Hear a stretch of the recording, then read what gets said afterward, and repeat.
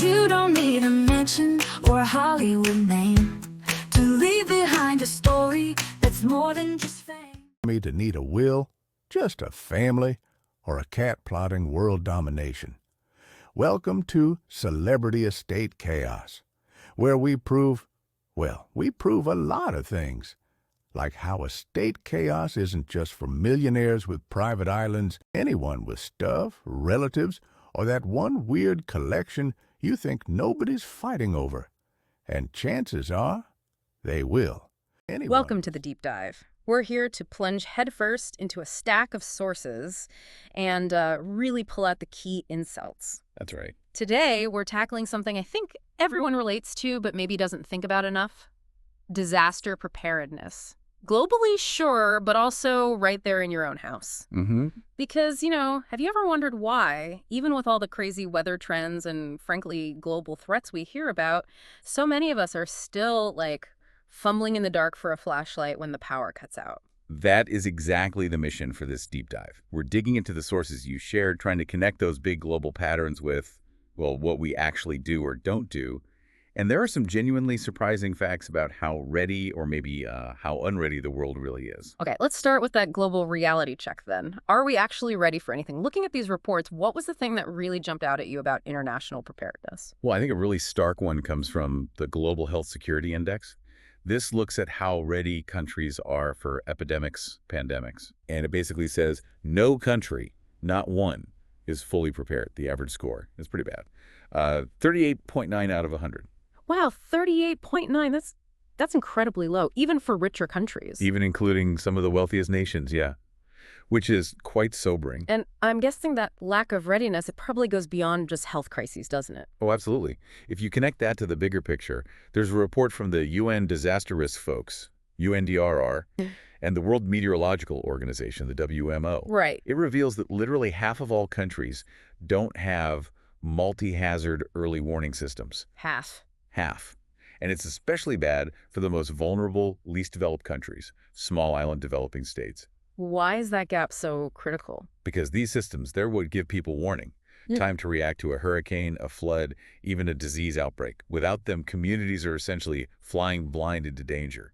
It literally saves lives. Okay, so let's zoom in a bit then. Look at the regions. Who's doing okay, who isn't, and maybe why. Europe, for example. I saw some surprising stats there. Yeah, Europe is interesting. You'd think maybe they'd be more prepared, but only 10% feel confident they could power essential devices if the grid goes down. Only 10%? 10%. Now, nearly half, about 47%, have flashlights or candles. Okay. But storing extra food, just 29%. Water, even lower, 20%. That's minimal. It is. And here's the kicker. 75% agree preparation is important, but only 9% actually know their area's official disaster plans. Big disconnect, right? Huge disconnect. Wow. Okay, what about Africa? Well, pivoting to Africa, you see a different set of fundamental challenges. A lot of nations just don't have working weather stations. Really? Yeah, take Chad. Apparently 80% of their devices aren't operational. And that lack of data has directly contributed to deadly floods affecting millions. Oh, wow. And a 2019 analysis confirmed the African region is the least prepared for health crises overall.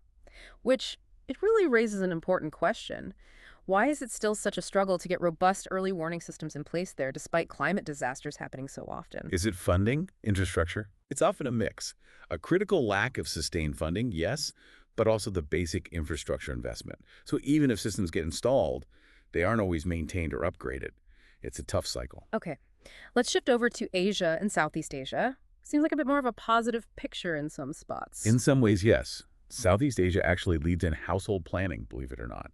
62% of households say they have an emergency plan. That's pretty high. It is. And 67% feel they could manage a disaster.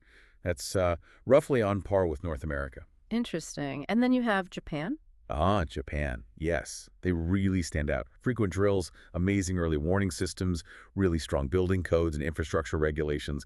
Preparedness is just baked into the culture. You highlighted Japan's excellence there, but do you think their model, with those strict codes and constant drills, can it really work everywhere? Is it culturally transferable or even affordable for nations with totally different economies? That's the million-dollar question, isn't it? Yeah.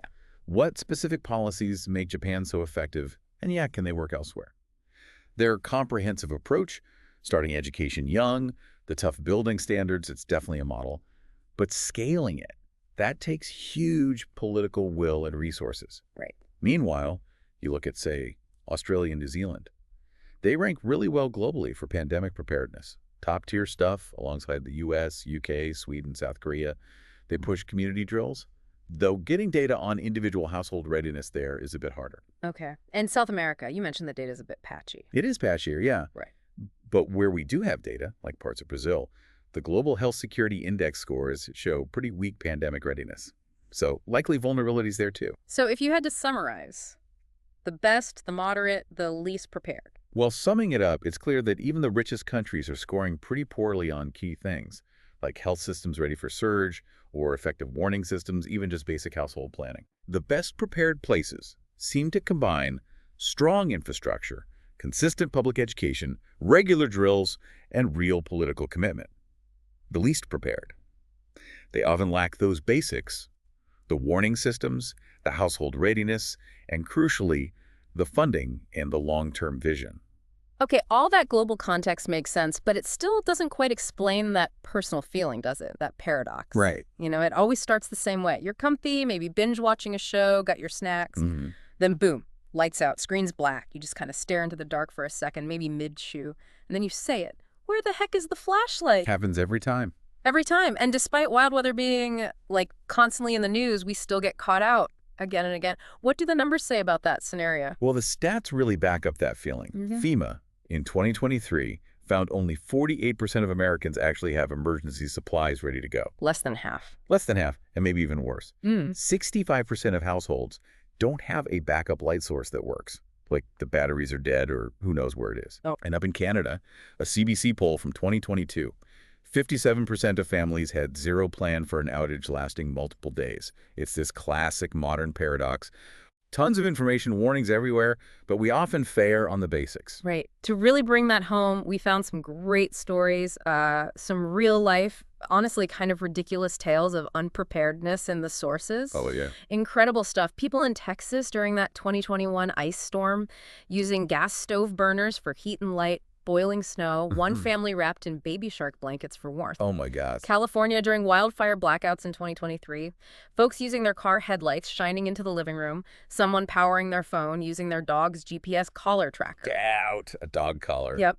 Newfoundland after a hurricane, locals borrowing those little garden solar lights to use indoors. One guy apparently strapped a headlamp onto his cat. No idea how the cat felt about that. Right. Toddlers were using the solar lights to build blanket forts. Okay, the cat headlamp is something else, but it shows the desperation, right? Totally. And then there are the funny family flashlight fiascos, quick ones. One mom confessing her emergency kit was just glow sticks left over from a 2014 birthday party. Festive, but not very bright. Exactly. Another family packed their air fryer in the go bag, the air fryer, but no flashlights. Priorities, I guess. And my favorite, the basement broadcast. A teenager live streaming the family's panic scramble to find supplies using her TikTok ring light for illumination. Yeah. Got 1.4 million views. Wow, that's fascinating, isn't it? How these stories, they're funny, sure, but they really show this widespread pattern. We assume, oh, it won't happen to me, or I'll sort it out later. Yeah. Psychologists talk about optimism bias. We genuinely tend to believe we're less likely to have bad things happen to us compared to other people. Right, I've heard of that. And there's also normalcy bias, where our brains just assume things will stay the same, even when warnings are blaring. These aren't about being lazy. They're like ingrained human tendencies. That's the real reason we're often hunting for that flashlight. Okay, that makes a lot of sense. And it brings us right to the core question then. Given all this, global issues, personal fails, why don't we learn? Why does this keep happening? Why does wild weather always seem to catch us, with our socks down? Exactly. Yeah. It's not just being busy, like you said. Yeah. It's these cognitive blind spots. And let's be honest, preparing often feels boring. It's a chore, something for future me to worry about. Yeah, definitely feels like that sometimes. That ties into present biases, too. The immediate comfort or ease of not doing the prep often outweighs the potential benefit for some distant, maybe uncertain threat. But, Knowledge is only really valuable when you actually apply it. True. And the hard reality is emergencies don't wait for your Amazon Prime delivery. They don't care if you feel ready. They just show up. Okay, so let's get practical. For everyone listening, maybe nodding along, thinking, yeah, that's me. What should be in a basic plan? Let's go beyond just hoping the phone battery lasts. Right. First up, flashlights, plural, with working batteries. And here's a pro tip people miss. Store the batteries separately or put them in backwards in the flashlight. Oh, why is that? Stops them draining slowly over time and prevents that nasty corrosion you sometimes find when you finally need it. It's a super common trap. Good tip. Okay, what else? Power banks. Definitely power banks for phones these days. A weather radio sounds old school, but Still vital if cell towers are down, right? absolutely. Sometimes old tech is the most reliable. Then the obvious stuff. First aid kit. Water, the guideline is usually 1 gallon per person per day. Non-perishable snacks. Don't forget pet food if you've got pets. Crucial. And what about contacts? Yes, a printed list of emergency contacts. Yeah. Because your phone might be dead, remember? Good point. Dead phone, no contact list. Exactly. And finally, a plan. Something the whole family knows. What to do if you get separated, where you'd meet up. Just talking about it makes a huge difference. And where should you keep all this stuff? Not just shoved in a random drawer, I hope. Please no. Not the weird drawer with loose screws and expired coupons. The sources say a clearly labeled bin, or maybe a backpack. Somewhere easy to grab. Accessible. Makes sense. You know, critical thinking is just so essential today. With all the information overload, don't let yourself be the punchline when the power goes out because you fell for your own brain's biases. Be the person with the plan. It's really about taking these simple, concrete steps. It shifts the feeling from potential panic to calm preparedness, gives you back some control. Okay, so wrapping up this deep dive, we've seen that even wealthy nations are, frankly, pretty underprepared on a global scale. Low scores across the board on key metrics. The countries doing best seem to be the ones combining solid infrastructure, public education, regular drills, and that crucial political will. Right, the whole package. And on a personal level, most of us, we're surprisingly unprepared for even common stuff like power outages. We rely on luck, a last-minute scramble, often thanks to those very human biases we talked about. Which really leads to a final thought, an important question for you listening. Yeah. In a world where emergencies aren't rare anymore, they're just sort of rude guests who show up uninvited. Yeah. How can you consciously work against those biases? How can you make sure you're the person who calmly reaches for the working flashlight instead of, trying to cook pasta with a birthday candle? That's a perfect question to ponder.